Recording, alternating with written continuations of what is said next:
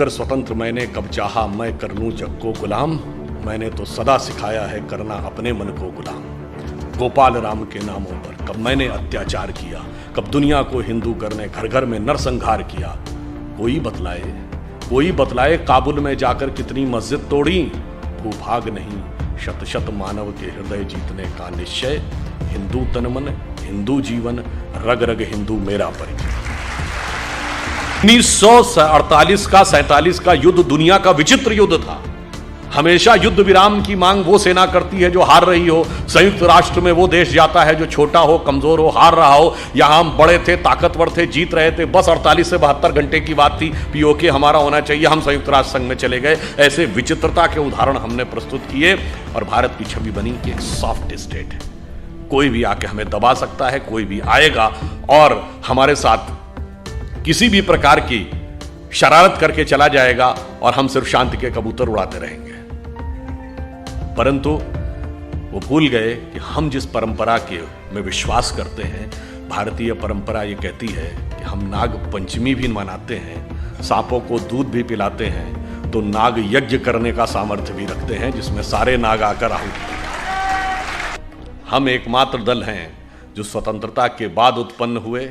विचार, प्रेरणा, वाणी, वेश, तत्व, दर्शन सब कुछ हमने इस स्वदेश से लिया और बढ़ते बढ़ते आज हम उस मुकाम तक पहुंचे कि भारत के सबसे बड़े और प्रमुख राजनीतिक दल बने। बहुत प्रश्न किया जाता है कि साहब आपका मात्र संगठन तो राष्ट्रीय स्वयंसेवक संघ है। हाँ, हम कहते हैं मात्र संगठन राष्ट्रीय स्वयंसेवक संघ है। हमारे अधिकांश नेता संघ से आए, अधिकांश नेता संघ के पदाधिकारी रहे, हमारे दोनों प्रधानमंत्री संघ के प्रचारक रहे। परंतु जो सवाल हमसे पूछते हैं, और संघ के संस्थापक डॉक्टर केशवराव बलिराम हेडगेवार थे, मैं प्रश्न पूछना चाहता हूं जो हमसे पूछते हैं कि आपका मात्र संगठन कौन, तो मैं पूछना चाहता हूं आपका मात्र संगठन कौन? कांग्रेस का संस्थापक कौन? एलन ऑक्टेवियम ह्यूम, ब्रिटिश सरकार का सेक्रेटरी। तो आपका तो मात्र संगठन ब्रिटिश सरकार हो गई। और बहुत से लोगों को नहीं ध्यान होगा कि कांग्रेस के पहले 4-5 अध्यक्षों के नाम बनाए तो एलन ऑक्टेवियम ह्यूम अध्यक्ष नहीं थे, वो संस्थापक थे। परंतु अल्फ्रेड रोब, जॉर्ज यूल, विलियम वैडनबर्न, ये सब जानते कौन है? ये कांग्रेस के प्रारंभिक अध्यक्षों के नाम है। और इतना ही नहीं, 1910 का वह वर्ष जिस वर्ष में वीर सावरकर को 2 जन्मों के काला पानी की सजा, 2 जन्मों के कारावास की सजा हुई, उस 1910 के वर्ष में कांग्रेस का अध्यक्ष William Wedderburn secretary government of India था। अब बताइए, आप ब्रिटिश हुक्मरान के हुक्म के नीचे पैरों के तले बैठकर स्वतंत्रता का आंदोलन लड़ रहे थे। इसलिए भाई, अपने मात्र संगठन, तुम्हारा मातृत्व भ्रातृत्व कहां था, यह देख लिया जाए तो दूध का दूध पानी का पानी हो जाता है।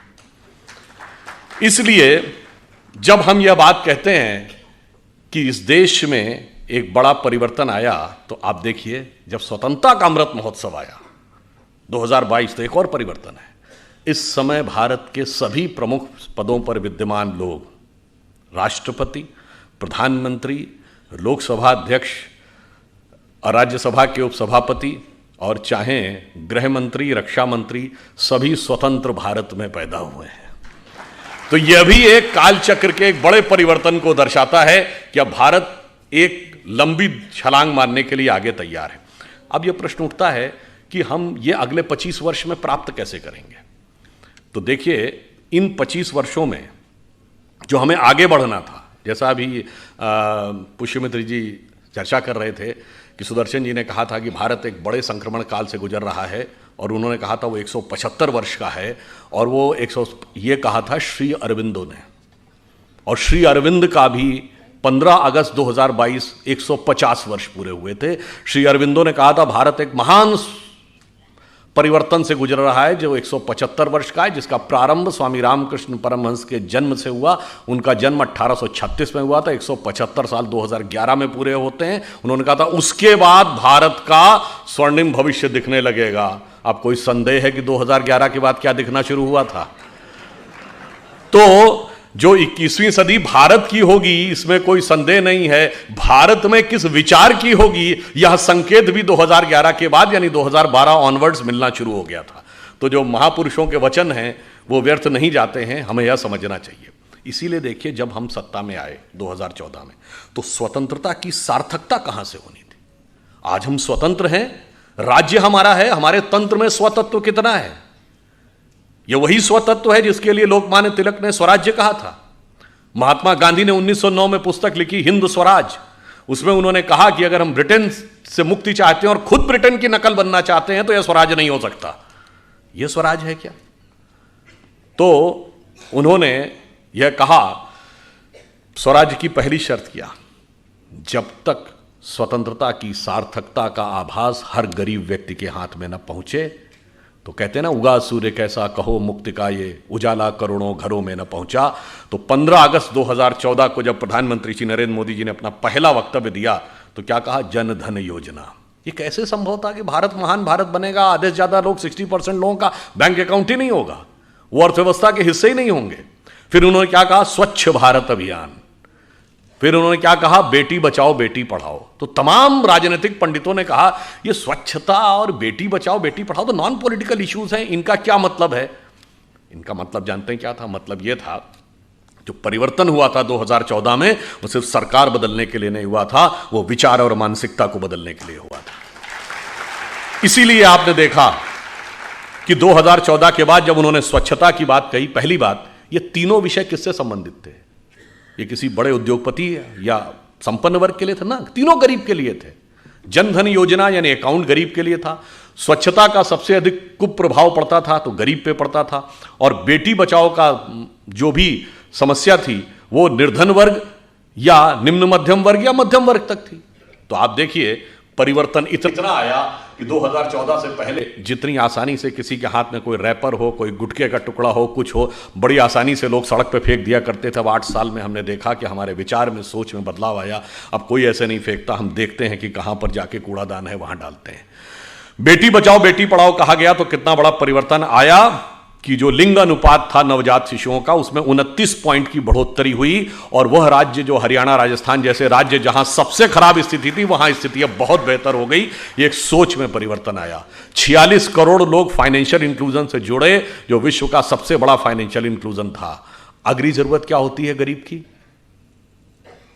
बीमारी।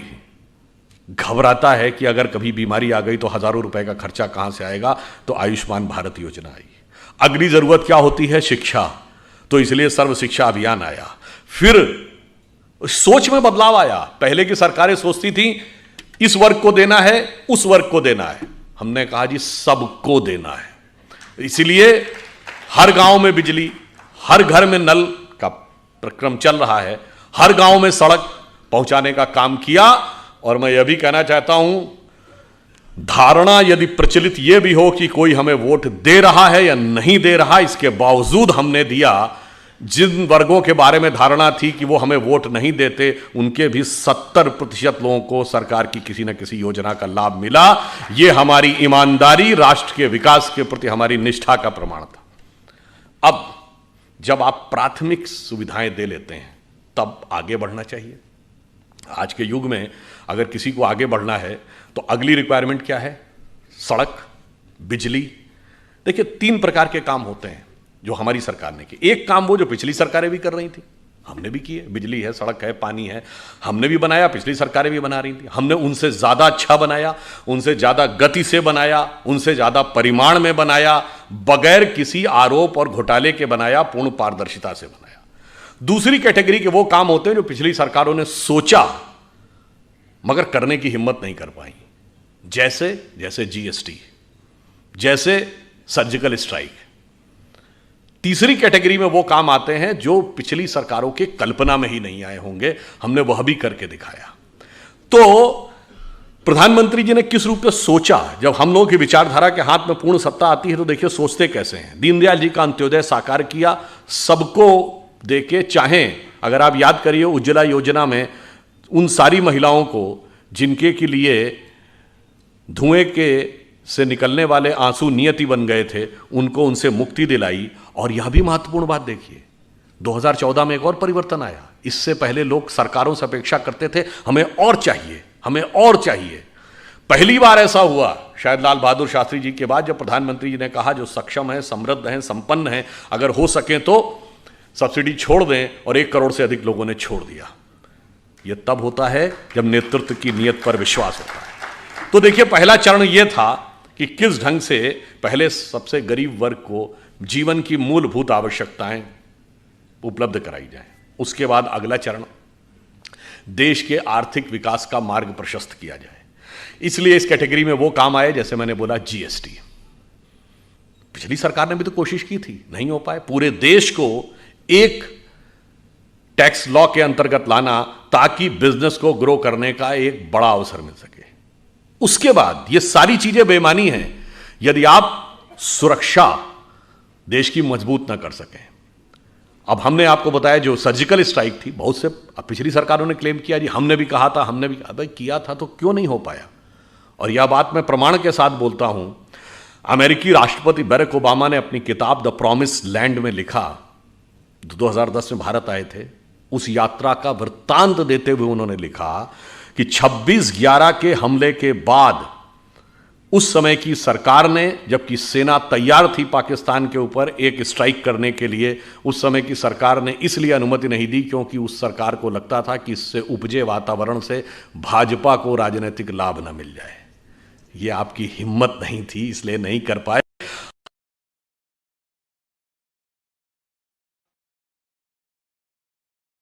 ये मानते हैं कि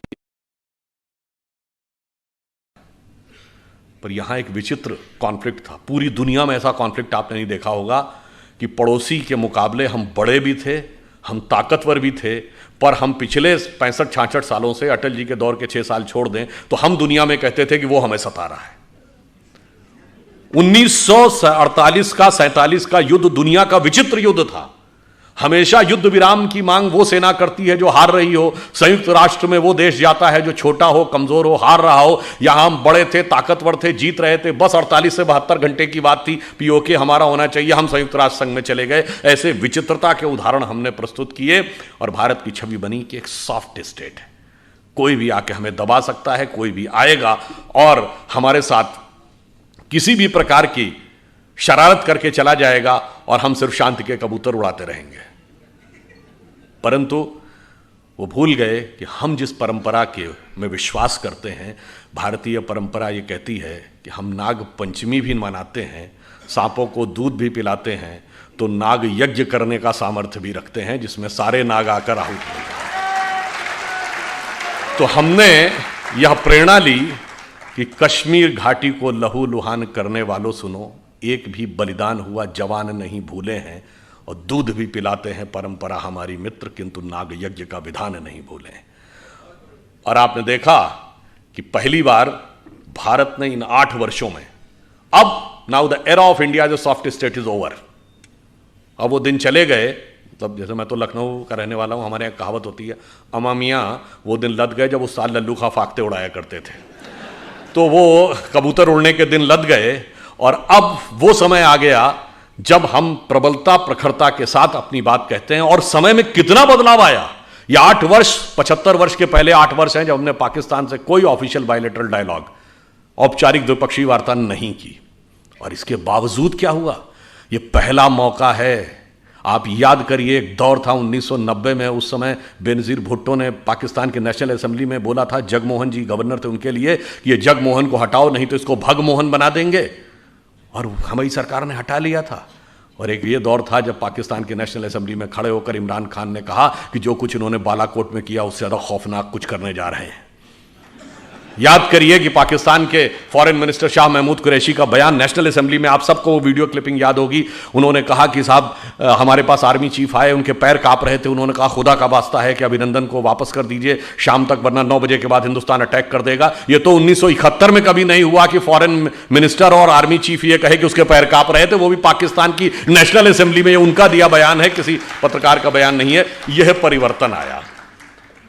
फिर कुछ काम ऐसे जो इस अमृत काल को आगे वास्तविकता में चरितार्थ करेंगे, जो किसी ने सोचा नहीं। जैसे अगर भारत को इलेक्ट्रिसिटी चाहिए, विकसित देश बनना है, तो पावर रिक्वायरमेंट है इंफ्रास्ट्रक्चर के बाद। अब पावर में हमारा 44% पावर कोल से आता है। अब कोयले से अगर हम इतनी भारी मात्रा में एनर्जी लेंगे तो एक तो उससे पर्यावरण का बहुत प्रभाव पड़ेगा। आने वाले समय में, और हम कितनी ऊर्जा ले पाएंगे। तो इस पे सोचना चाहिए कि भगवान ने भारत को क्या दे रखा है। देखिए, भारत के दो छोरों को देखिए, पूर्वी छोर और पश्चिमी छोर। पश्चिमी क्षेत्र का जो इलाका है, जिसमें गुजरात है, राजस्थान है, वैसे आजकल तो वहाँ पानी बहुत गिर रहा है, मगर सामान्यतः वहाँ पानी की कमी रहती है, मगर सूर्यदेव बहुत प्रचंड रूप में वहाँ पर अपना प्रबलता दिखाते हैं। और जो पूर्वी हिस्सा है, जिसमें बिहार है, उड़ीसा है, बंगाल है, असम है, वहाँ नदियों के पाट बहुत चौड़े हैं, बहुत पानी गिरता है, बाढ़ की समस्या रहती है।